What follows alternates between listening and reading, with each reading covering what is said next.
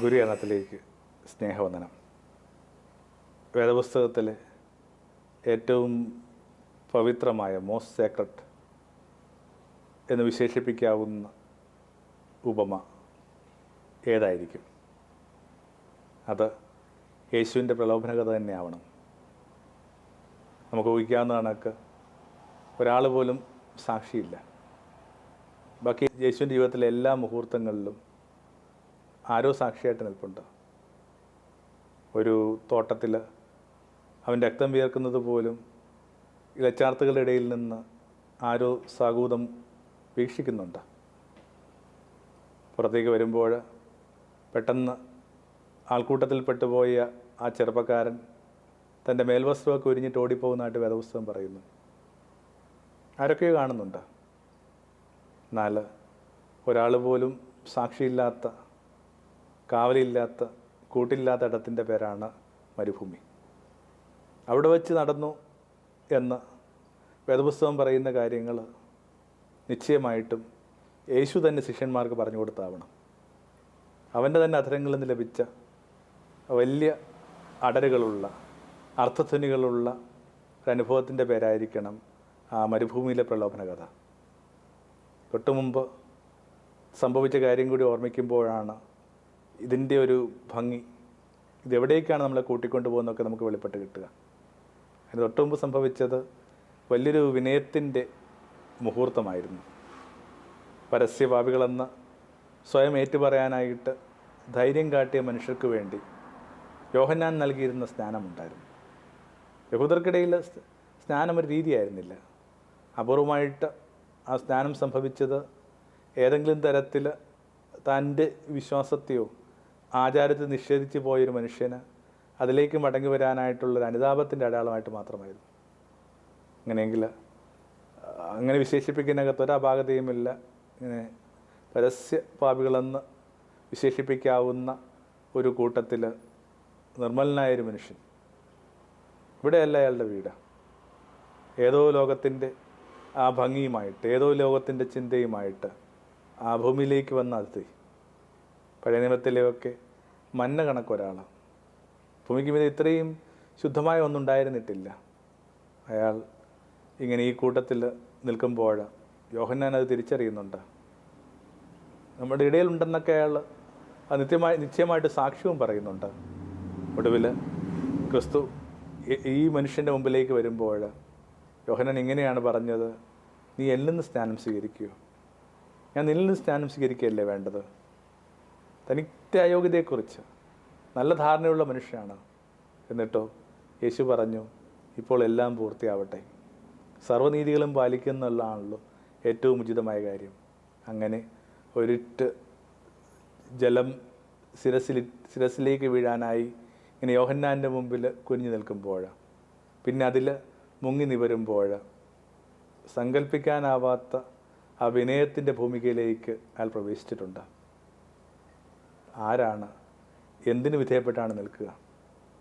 വിനയമാണ് എനിക്ക് തോന്നുന്നു ഏറ്റവും അടിസ്ഥാനമെന്ന് വിശേഷിപ്പിക്കാവുന്ന ഒരു ആന്തരിക മൂല്യം. അതിൽ നിന്നല്ലാതെ ഒന്നും ആരംഭിക്കില്ല. എത്രയോ ആവർത്തി കേൾക്കുകയും കുഞ്ഞുങ്ങൾ മക്കളോട് പറഞ്ഞു കൊടുക്കുകയൊക്കെ ചെയ്യുന്ന ആ കഥ കണക്കാണ്. നിറഞ്ഞ കപ്പിൻ്റെ പാഠം. ഒത്തിരി ആവശ്യത്തിലേറെ ശാഠ്യങ്ങളുമായിട്ട്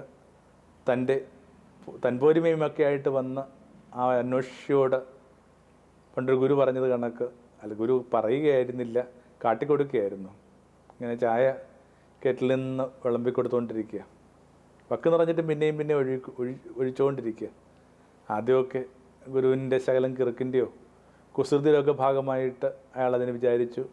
പിന്നെ അയാൾ ക്ഷുഭിതനാവുകയാണ്. നിറഞ്ഞ കപ്പിനകത്ത് പിന്നെയും ചായ ഒഴിക്കുന്നത് നിങ്ങൾ എന്താ ചെയ്യുന്നത്? അപ്പോൾ ഗുരു പറഞ്ഞു, ഞാനൊരു മണ്ടനായിട്ട് നിനക്ക് അനുഭവപ്പെടാം, പക്ഷെ അതിനേക്കാൾ വലിയ മണ്ടൻ നീയാണ്.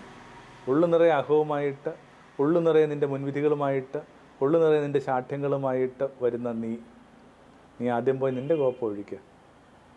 എത്ര വർഷങ്ങൾ വേണ്ടി വന്നിരുന്നു അയാൾക്ക് തൻ്റെ മനസ്സെന്ന് പറയുന്ന കോപ്പം ഒഴിക്കാനായിട്ട്. പഠിപ്പിച്ചിരുന്ന ആ ക്യാമ്പസുകളിൽ ചെന്നിട്ട് പറയുന്നു, ഞാൻ നിങ്ങളോട് പറഞ്ഞത് ശഠിച്ചതൊക്കെ എൻ്റെ ഭാവനകളായിരുന്നു. ഏതാനും പുസ്തകങ്ങൾ എഴുതിയിട്ടുണ്ടായിരുന്നു, അതൊക്കെ കത്തിച്ച് കളഞ്ഞു. അങ്ങനെ എത്രയോ വർഷങ്ങൾ അലച്ചിലുകൾക്ക് ശേഷം അയാൾ മടങ്ങി വരുമ്പോൾ ഒരു മരണക്കിടക്കയില്ല. ഗുരു ആർക്കോ വേണ്ടി കാത്തു കിടക്കുക. അങ്ങനൊരു സങ്കല്പമുണ്ട്.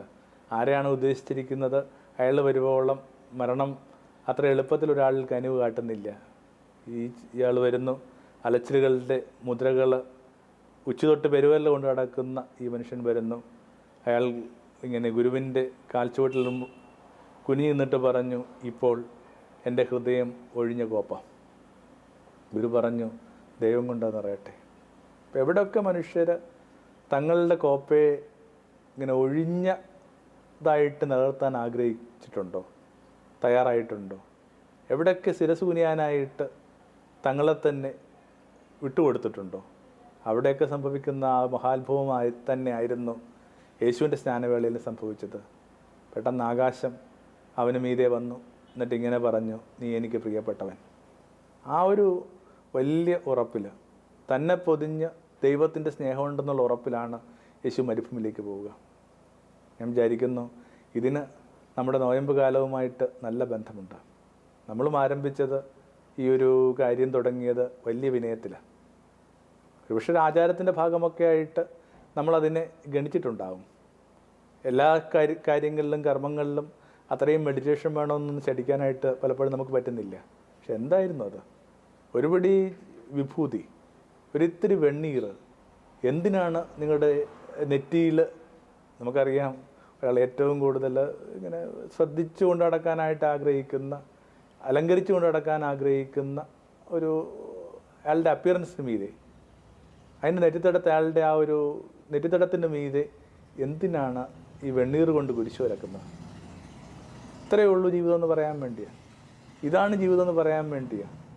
എല്ലാം ഒടുവിലെത്തുന്നത് ഈ ഒരു നുള്ളു വെണ്ണീറിലാണെന്ന് പറയുന്ന കണക്കാണ്. ഒരു അഗ്നിക്ക് ശേഷം അതിനു മുമ്പ് എന്തായിരുന്നുള്ളത് ആരുടെയും വിചാരത്തിൻ്റെ ഭാഗമേ അല്ല. ഒരു നഗരത്തിന് തീപിടിച്ച് കഴിയുമ്പോൾ നമുക്കറിയാം എന്താ സംഭവിക്കുക, എന്തൊക്കെയാണ് അതിൽ കത്തിപ്പോയെന്നുള്ളതൊന്നും ഈ ഒരു വിഭൂതിക്ക്, ആ വിഭൂതിന് മുമ്പിൽ നിൽക്കുമ്പോൾ അത്ര പ്രസക്തമായ വിചാരമല്ല.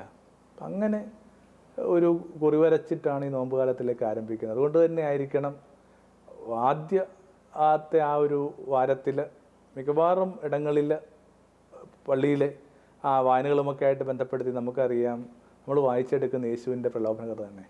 അപ്പോൾ ആ വിനയത്തിൽ നിന്നാണ് വലിയ സ്നേഹാനുഭവത്തിലേക്ക് പ്രവേശിക്കുക. ആ വലിയ സ്നേഹാനുഭവത്തിൽ നിന്നാണ് ചില കാര്യങ്ങൾ സ്വയം നിശ്ചയിക്കേണ്ട ബാധ്യതയുള്ള ആ പ്രലോഭനത്തിന് തട്ടകത്തിലേക്ക് ഒരാൾ എത്തേണ്ടത്. മരുഭൂമി ഇങ്ങനെ നമ്മൾ സൃഷ്ടിച്ചെടുക്കുന്ന ഒരിടം കൂടിയാണ്. കാർലോ കരേട്ട എന്ന് പറയുന്ന ഒരു വളരെ പ്രധാനപ്പെട്ട ഒരു എഴുത്തുകാരനുണ്ട്.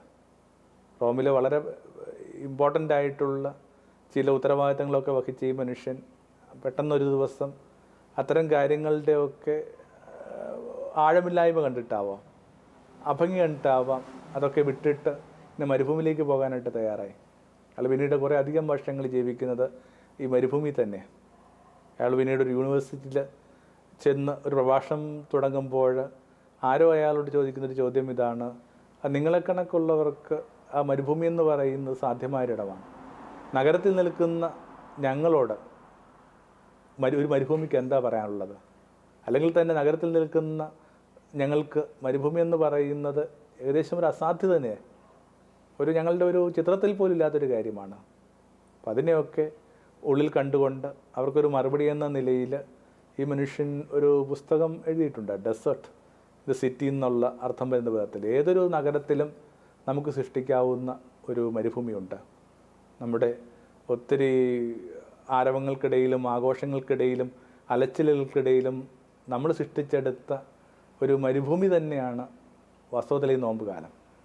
അവിടെ ചില പ്രധാനപ്പെട്ട ചോദ്യങ്ങൾക്ക് നമ്മളോട് തന്നെ ഉത്തരം കൊടുക്കാനായിട്ട് ബാധ്യതയുള്ളവരാണ്.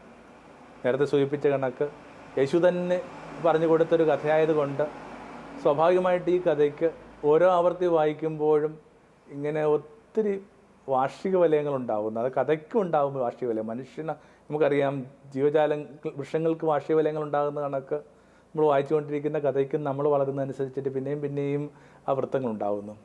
ഓരോ പ്രാവശ്യവും ഈ കഥയ്ക്ക് എന്തോ എന്ന് നിങ്ങളോട് പറയാനുണ്ട്. അവനവൻ്റെ ഹൃദയം വിഭജിക്കപ്പെടുന്ന അനുഭവത്തിൻ്റെ പേരാണ് പ്രലോഭനം. ഒരു പാതി മറുപാതി നിരന്തരം ചോദ്യം ചെയ്തുകൊണ്ടിരിക്കുക. രണ്ടുപേർക്കും രണ്ടുപേരുടെ കാര്യങ്ങൾ പറയാനായിട്ടുണ്ട്, കാരണങ്ങൾ പറയാനായിട്ടുണ്ട്. ഒടുവിൽ ഏതിനു മീതെ മേൽക്കൈ നേടുന്നു എന്നുള്ളത് തന്നെയാണ് പ്രശ്നം. സാത്വിക ജീവിതം ആഗ്രഹിക്കുന്ന, അതിലേക്ക് ചായ്വുള്ള ഏതൊരു വ്യക്തിക്കും ഇത്തരം ചില പ്രലോഭനങ്ങൾ കടന്നുപോയേ പറ്റും. അല്ലാത്തവർക്ക് ഒഴുക്കിലൊരില കണക്ക് ഒന്നിനെക്കുറിച്ചും ചിന്തിക്കുകയോ തിരുത്തുകയേണ്ട ബാധ്യത വരുന്നില്ലല്ലോ. അപ്പോൾ ഈ മനുഷ്യനെന്ന് പറയുമ്പോൾ തന്നെ ഇങ്ങനെ മന്നം ചെയ്യാനായിട്ട് കെൽപ്പുള്ളവനാണ് മനുഷ്യൻ എന്നൊക്കെയാണ് അയാൾക്ക് കിട്ടുന്ന കുറേ അധികം നിർവചനങ്ങളൊന്ന്. അപ്പോൾ ചിന്തിക്കുന്ന ആ മനുഷ്യന് ഇങ്ങനെ പ്രലോഭനങ്ങൾക്ക് വഴിപ്പെട്ടേ പറ്റൂ, വിധേയപ്പെട്ടേ പറ്റൂ. ഒരു കാര്യം കൂടി ഒന്ന് മനസ്സിൽ വെച്ചാൽ നല്ലതായിരിക്കും. ടെസ്റ്റ് എന്നൊരു വാക്കാണ് കൂടുതലും വേദപുസ്തകം ഉപയോഗിക്കാനായിട്ട് ആഗ്രഹിക്കുന്നത്. ടെസ്റ്റ് എന്ന് പറയുന്നത് പരീക്ഷയാണ്, പരീക്ഷണങ്ങളെന്നേക്കാൾ കൂടുതലായിട്ട്. ഓരോരുത്തരും എന്തിനാണ് കുട്ടികൾക്ക് വേണ്ടി നമ്മൾ ഈ പരീക്ഷ വെക്കുക? നിങ്ങളെതുമാത്രം പഠിച്ചിട്ടുണ്ട്, പഠിച്ച കാര്യങ്ങൾ നിങ്ങളുടെ കൃത്യമായ ഓർമ്മയിലുണ്ടോ എന്നുള്ളതൊക്കെ അറിയാൻ വേണ്ടി പരീക്ഷ വെക്കുക. അപ്പോൾ കാലാകാലങ്ങളായിട്ട് ഇതുമാത്രം കാര്യങ്ങളാണ് നമ്മൾ കേൾക്കുകയും വായിച്ചെടുക്കുകയും ഇങ്ങനെ മുതിർന്നവരിൽ നിന്ന് കൈമാറ്റം ചെയ്യപ്പെട്ട് കിട്ടുകയുമൊക്കെ ചെയ്തിട്ട് ജീവിതത്തിൻ്റെ നിർണായകരമായൊരു നിമിഷത്തിൽ നിങ്ങളുടെ ലോകം ഏതെന്ന് നിങ്ങൾക്ക് ഉരച്ച് നോക്കേണ്ട ബാധ്യതയുള്ളൊരു നിമിഷത്തിൽ അത് നിങ്ങൾക്ക് കൂട്ടായി വരുന്നുണ്ടോ? ഇതൊക്കെയാണ് ഈ ചെറിയ ഏതാനും വരികൾക്കുള്ളിൽ വേദപുസ്തകം പറഞ്ഞ് അവസാനിപ്പിക്കുന്ന ആ പ്രലോഭന കഥയ്ക്ക് വല്ലാത്തൊരു കാലികമായൊരു പ്രസക്തി കൊടുക്കുക, അതിനെ ഇങ്ങനെ സങ്കീർണമാക്കുക. വിശപ്പെന്ന് പറയുന്നതായിരുന്നു ആദ്യത്തെ പ്രലോഭനം. വിശപ്പിനെ അഭിമുഖീകരിക്കാനായിട്ട് നിങ്ങൾ പഠിച്ചിട്ടുണ്ടെങ്കിൽ നിങ്ങൾക്ക് ലോകത്തുള്ള എന്തിനെ അഭിമുഖീകരിക്കാനായിട്ട് പറ്റും. കാരണം അത്തരമൊരു ചോദനയെ അത്ര എളുപ്പത്തിൽ ഒരാൾക്ക് തട്ടിമാറ്റുക എന്ന് പറയുന്നത് ഇങ്ങനെ അവൻ്റെ ഒരു സിസ്റ്റത്തിലില്ല. കൊച്ചുമക്കളൊക്കെ പറയുന്നതൊക്കെ by default it's almost an impossibility. എന്നിട്ട് നമുക്കറിയാം ഇതേ ഭൂമിയിൽ എത്ര പേരിങ്ങനെ വിശക്കാൻ തയ്യാറാവുന്നുണ്ട്. വലിയ വലിയ ഉപാസകഥകളിൽ മാത്രമല്ല, അനുജ ജീവിതത്തിൽ പോലും ഇങ്ങനെ വിശന്ന് നിന്ന് പണിയെടുക്കുന്ന മനുഷ്യർ പല കാരണങ്ങളുമുണ്ട്. വായനയിലൊക്കെ താല്പര്യമുള്ളവർ നിശ്ചയമായിട്ടും കണ്ടെത്തി വായിക്കേണ്ട ഒരു വ്യക്തി എന്ന് പറയുന്നത് കഴിഞ്ഞ നൂറ്റാണ്ടിലെ ഏറ്റവും വലിയ യോഗിനികളിലൊന്നായിട്ട് കരുതേണ്ട തെരേസ ന്യൂമാൻ. 36 വർഷം ഈ സ്ത്രീ ഇങ്ങനെ ഭക്ഷണമോ അപ്പോൾ ഇല്ലാതെ ജീവിച്ചു. ആകപ്പാടെ പുലരിയിൽ ഇങ്ങനെ പുരോഹിതൻ കൊണ്ടുവന്ന് കൊടുക്കുന്ന ആ വിശുദ്ധ കുർബാന എന്ന് പറയുന്ന ആ ചെറിയ ഒരു അപ്പത്തൊണ്ടൊഴികെ വേറൊന്നും കഴിച്ചിട്ടില്ല. തൻ്റെ കാലത്ത് വല്ലാത്ത ഒരു വിസ്മയമായിട്ട് ഈ സ്ത്രീ അറിയപ്പെട്ടു. യോഗിയുടെ ആത്മകഥ തുടങ്ങിയ ആ പുസ്തകങ്ങളിൽ ആ വലിയ ആ ആചാര്യ വളരെയേറെ സ്നേഹിക്കപ്പെടുകയും കൈമാറ്റം ചെയ്യപ്പെടുകയും ചെയ്യുന്ന പുസ്തകമാണ്. ഈ ഒരു വ്യക്തി വളരെ ആദരവോടെയാണ് ഈ ഒരു സ്ത്രീയെക്കുറിച്ചൊക്കെ പറയുക.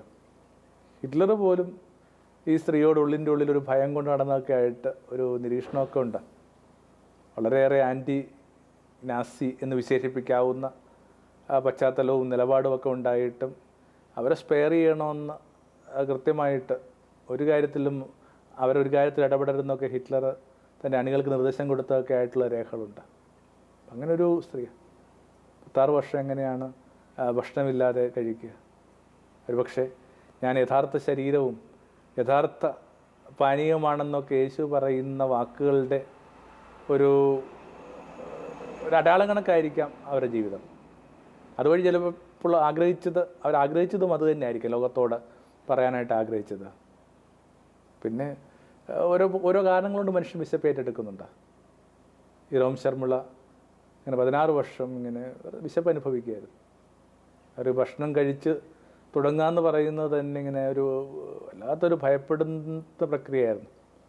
കാരണം ഭക്ഷണം കഴിക്കാനാവാത്ത വിധത്തിൽ ഈ 16 വർഷങ്ങളുടെ ആ ഒരു നിരാഹാരം അവരിൽ ബുദ്ധിമുട്ടുണ്ടാക്കിയിട്ടുണ്ട്. അപ്പോൾ വിശപ്പെന്ന് പറയുന്ന ഒരു പ്രശ്നമുണ്ട്. ഏതൊക്കെ തരത്തിൽ വേണമെങ്കിലും വായിച്ചെടുക്കാവുന്ന ഒരു കാര്യമാണ് വിശപ്പെന്ന് പറയുക.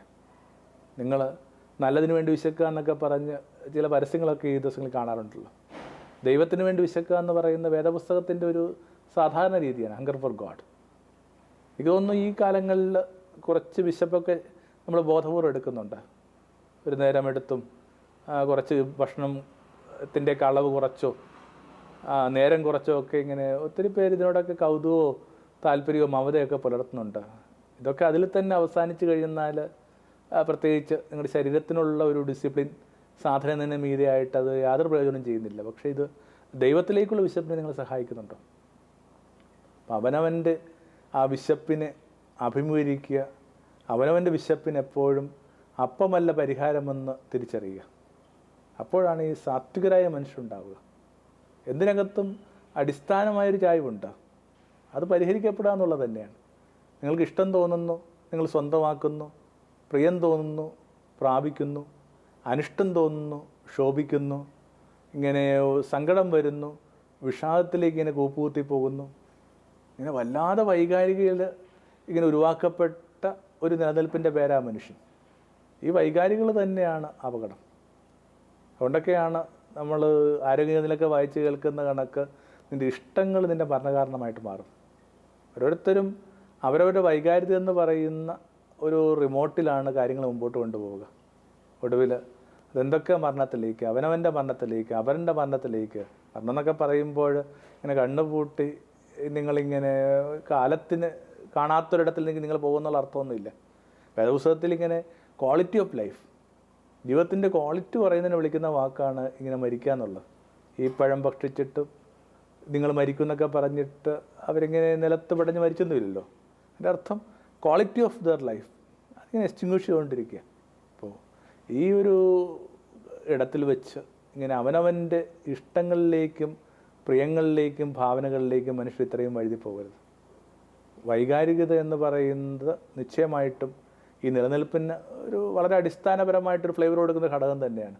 പക്ഷേ നിങ്ങളതിൻ്റെ കരുവായാലോ അമിത വൈകാരികതയിലേക്ക് ജീവിതം വഴുതിപ്പോകരുതെന്നും ഏതൊരു വിശപ്പിനെയും പ്രതിരോധിക്കാനായിട്ടുള്ള ബലം നിങ്ങളുടെ കൊണ്ടു നടക്കുന്ന വാക്കിനുണ്ടെന്ന് നമുക്ക് ഓർമ്മിപ്പിക്കാൻ ഈ കാലം നമ്മളെ സഹായിക്കട്ടെ. അതിനകത്താണ് മനുഷ്യനെന്ന നിലയിൽ നിങ്ങൾക്ക് നിങ്ങളോട് തന്നെ മതിപ്പ് തോന്നുക. മറ്റ് 2 കാര്യങ്ങൾ കൂടി ഉണ്ട്. പക്ഷെ എന്നിട്ട് എനിക്ക് തോന്നുന്നു ഈ ഒരു സന്ധ്യയിൽ നമുക്ക് നമ്മുടെ വൈകാരികതയിൽ നമ്മൾ എന്തുമാത്രം പെട്ടുപോകുന്നു മാത്രം ചിന്തിക്കുക.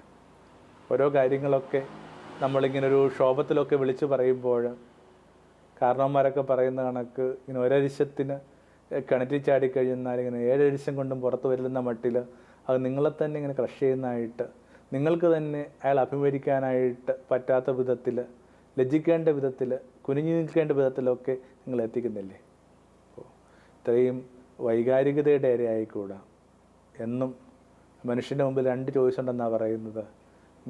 നിൻ്റെ ഈ പാസിങ് ഇമോഷൻസിന് മൂല്യം കൊടുക്കണമോ അതോ നിലനിൽക്കുന്ന ബന്ധത്തിന് മൂല്യം കൊടുക്കണമോ? മനുഷ്യബന്ധങ്ങളിലും ഈശ്വരനുമായുള്ള ബന്ധത്തിലുമൊക്കെ അത് വളരെ പ്രസക്തമായ ഒന്നാണ്. Should be opt for passing emotions or permanent relationship. നിർഭാഗ്യവശാൽ നമ്മുടെ ഈ ചെറു ജീവിതത്തിനകത്ത് നമ്മളിങ്ങനെ കടന്നു പോകുന്ന വൈകാര്യത്തിലേക്ക് വഴുതി പോകുന്നു. അതുകൊണ്ട് തന്നെയാണ് യേശുവിൻ്റെ വിപരീത പദമെന്ന് ഗണിക്കപ്പെടാവുന്ന ഒരാളെ കണ്ട് ആ മുഴുവൻ പ്രലോഭനകഥകളിലേക്കും പ്രവേശിക്കാതെ ഇങ്ങനെ ഒരു കുഞ്ഞ് വിശപ്പിൻ്റെ ഒരു ധ്യാന വിചാരത്തിൽ നമുക്ക് അവസാനിപ്പിക്കാവുന്നേ ഉള്ളൂ. അതാരാണ്? ഏസാവോ? ഒരു ദിവസം മുഴുവൻ അയാൾ പാടത്ത് പണി ചെയ്തിട്ടുണ്ട്. അന്തിയിൽ വരുമ്പോൾ അനുജൻ ഇങ്ങനെ ഒരു കോപ്പ പായസമായിട്ടിരിക്കുകയാണ്. അയാൾ ആ പായസത്തിന് വേണ്ടി ആഗ്രഹിക്കുമ്പോൾ അത് വെച്ച് ബാർഗെയിൻ ചെയ്യാനായിട്ടാണ് അനുജൻ തയ്യാറാവുന്നത്. അയാൾ പറഞ്ഞു, പായസം തരാം, പക്ഷേ നീ നിൻ്റെ ജന്മാവകാശം എനിക്ക് തരിക. വിശക്കുന്നവന് എന്ത് ജന്മാവകാശം? ഒരു കാര്യം കൂടി ഓർക്കണം, ഈ ജന്മാവകാശം എന്ന് പറയുന്നത് നിങ്ങളുടെ മെരിറ്റല്ല. എന്താ ജന്മാവകാശം എന്ന് പറയുന്നത്? ഒരാൾ നേരത്തെ ജനിച്ചു, 7 മക്കളുള്ള ഒരു വീടിൻ്റെ ഉമ്മറത്തിരുന്ന ഒരാൾ മൂത്തതായിരിക്കുക എന്നുള്ളത് ഇങ്ങനെ ഏതൊരു ആൾക്ക് മനസ്സിലാവുന്ന വിധത്തിൽ അത്രയും സിമ്പിളായ സംഭവം ഈ ജന്മാവകാശം എന്ന് പറയുന്നത്. കാരണം അത് അയാൾ നേരത്തെ പറഞ്ഞു. അതിന് മീത് അയാൾക്ക് ഒരു മെരിറ്റും ഇല്ല. മിക്കവാറും നമ്മൾ കൊണ്ട് നടക്കുന്ന ഒരു കാര്യങ്ങളും വാസ്തവത്തിൽ നമ്മുടെ ഇച്ഛ കൊണ്ടോ നമ്മുടെ ശ്രമം കൊണ്ടോ നമ്മുടെ പരിശ്രമം കൊണ്ടോ ഒന്നും നമ്മൾ ഉണ്ടാക്കിയതല്ല. ഇത് വെറുതെ ഒരു ഗ്രേസാണ്. ആ ഗ്രേസാണ് ഈ പകരം വെക്കാനായിട്ട് ആവശ്യപ്പെടുക. ഈ പായസക്കൊപ്പ തരാമെങ്കിൽ ഇത് ഞാൻ തിരികെ തരാം. മിക്കവാറും എല്ലാ കാര്യങ്ങളും ഗ്രേസാണ്.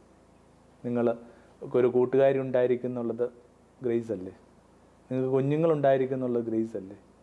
ഏതെങ്കിലും ഒരു വ്യക്തി ഇങ്ങനെ ഒരു സന്യാസത്തിലേക്കോ ആ പൗരോഹിത്യത്തിലേക്കൊക്കെ ഇങ്ങനെ ചാഞ്ഞ് പോകുന്നത് പ്ലീസ് അല്ലേ. എന്നിട്ടും അത്തരം നിമിഷങ്ങളിൽ അത്തരം കാര്യങ്ങളൊന്നും നമ്മുടെ ജീവിതത്തെ പലതിൽ നിന്നും മാറി നിൽക്കാനായിട്ട് സഹായിക്കുന്നില്ല. ഏസാവ് പറഞ്ഞു, ജന്മാവകാശം നാളത്തെ കാര്യമാണ്, ഇപ്പോൾ വിശപ്പാണ്. അപ്പം ഇങ്ങനെ ഒരു നാളെക്കുറിച്ച് കാണാൻ പറ്റാതെ പോകുന്ന മനുഷ്യർ പെട്ടുപോകുന്ന കെണികളുടെ പേരാണ് പ്രലോഭനം. നമുക്ക് കണ്ട ചിന്തകളെ ഒന്ന് വളരെ വേഗത്തിൽ ക്രോഡീകരിക്കാം. വിനയത്തിൽ ആരംഭിച്ച് വിനയത്തിൽ അവസാനിക്കുന്ന ഏതാനും ദിനങ്ങളാണ്. ഒരു നുള്ളു വിഭൂതിയിൽ ആരംഭിച്ച് ഇങ്ങനെ കാല് കഴുകുന്നതിൽ അവസാനിക്കുന്ന ഏതാനും ദിനങ്ങൾ. അത്തരം ദിനങ്ങളിൽ ഓർമ്മിച്ചു കൊള്ളണം, ഈ വിനയമാണ് ഓരോരുത്തരുടെയും സ്നേഹാനുഭവത്തിലേക്ക് പ്രവേശിക്കാനുള്ള മാനദണ്ഡം. യേശു ഇങ്ങനെ ശിരസ്സ് കുനിച്ച് നിൽക്കുമ്പോൾ അവനെ പൊതിഞ്ഞൊരു സ്നേഹമുണ്ടായി. ആ സ്നേഹത്തിൻ്റെ പശ്ചാത്തലത്തിലിരുന്നാണ് ജീവിതത്തിലെ ചില പ്രത്യേക ചോദ്യങ്ങൾക്കും ചില പ്രത്യേക സമസ്യകൾക്കും ചില പ്രത്യേക ചായ്വുകൾക്കും യേശു ഉത്തരം കണ്ടെത്തുന്നത്. വാക്ക് കൊണ്ട് വിശപ്പിനെ അതിജീവിക്കാനുള്ള ബലമുണ്ടാവണമേ, ബലം തരണം എന്നൊക്കെ പ്രാർത്ഥിച്ചുകൊണ്ട് ഈ സന്ധ്യയിൽ ആമേൻ. ജീവിതം പ്രഭാമയം സന്നിധാനം.